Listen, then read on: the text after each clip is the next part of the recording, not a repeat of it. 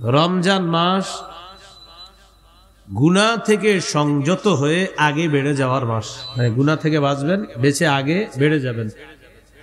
নাসাইর বর্ণনা 2106, 2109 হাদিসগুলোতে আসছে নাসাই।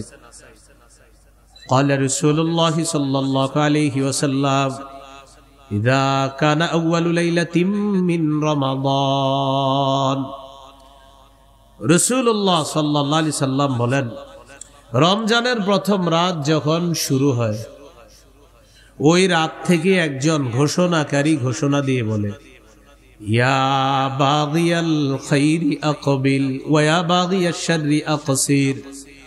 হে কল্যাণ অন্বেষণকারী, তুমি আগে বেড়ে যাও। হে অকল্যাণ অন্বেষণকারী, তুমি সংযত হও।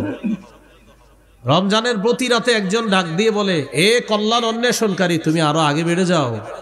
ও অকল্যাণ অন্বেষণকারী, থামো, আর কত গুনাহ করবা, থামো। প্রতি রাতে একজন বলে, ও গুনাহকারী, যে গুনাহ করো প্রতিদিন, তুমি খালি অকল্যাণ তালাশ করো, আরে হয়েছে তো, থামো না এবার। প্রতি রাতে একজন বলতে থাকে।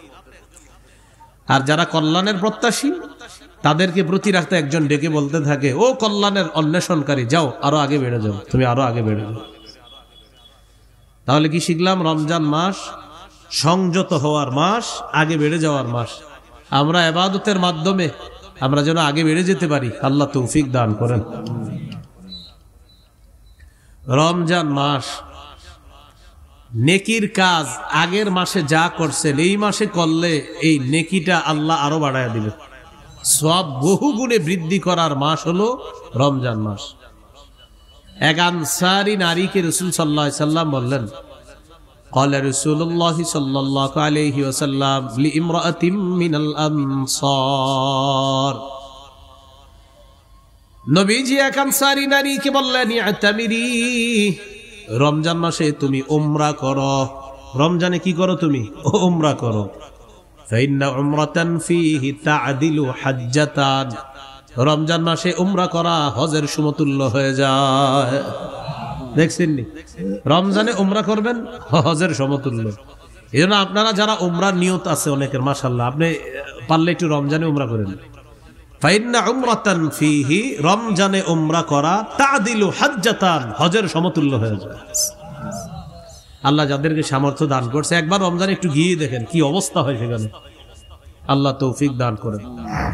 তাহলে রমজান মাস সওয়াব বহুগুণে বৃদ্ধির মাস। এই মাস হলো কি মাস? রমজান মাস।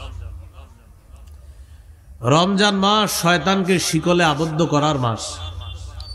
قال رسول الله صلى الله عليه وسلم إذا كان أول ليلة من شهر رمضان صفدت الشياطين وفي رواية سلسلة الشياطين ومردة الجن।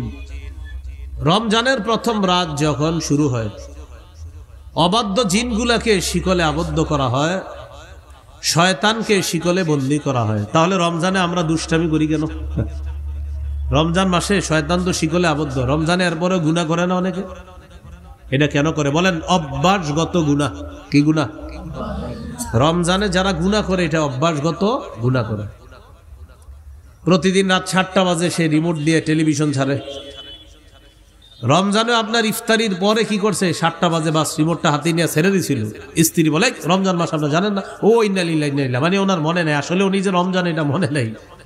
আজকে রিমোটটা নিছে রমজানে, কি কারণে? অভ্যাস। ওই যে প্রতিদিন টেলিভিশন ছাড়ে, রমজানেও ছাড়ছে, অভ্যাসগত গুনাহ। এখান থেকে কি বোঝা যায়? আপনি আজকে থেকেই গুনাহ ছেড়ে দেওয়ার অভ্যাস করেন, না হয় রমজানে গিয়ে অভ্যাস ছাড়তে পারবেন না। আল্লাহ তৌফিক দান করেন। আল্লাহ তাআলা পবিত্র কোরআনে বলেন, ওয়াযারু যাহিরাল ইসমি ওয়া বাতিনাহ, প্রকাশ্য গুনাহ গোপন গুনাহ ছেড়ে দাও। রমজানের প্রস্তুতির মধ্যে এটা একটা প্রস্তুতি, প্রকাশ্য গুনাহ গোপন গুনাহ ছেড়ে দাও। তাহলে আজকে থেকে প্রকাশ্য পাপ গোপন পাপ সবগুলা ছেড়ে দিব, বলেন ইনশাআল্লাহ।